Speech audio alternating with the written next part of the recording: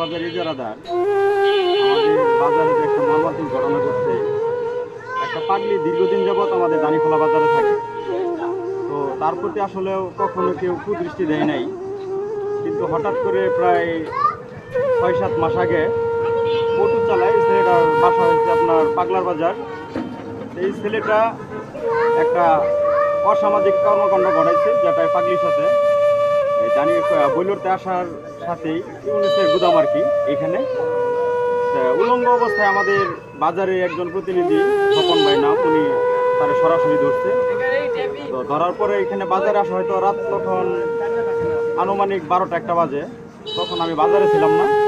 ওই ছেলেটারে সবাই মিলে হয়তো একটু মারধর করে এটারে আউট করে দিচ্ছে। কিন্তু এরপরে আপনার এই পাগলিটা প্রেগনেন্ট, এখন হয়তো 1-2 মাস হয়তো বাচ্চা হবে।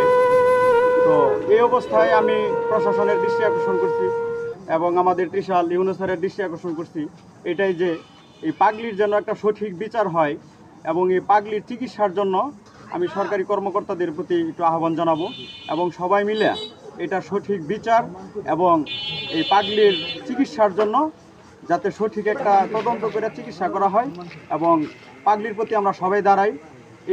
এই জন্য সবার প্রতি আমার আকুল আবেদন থাকবে।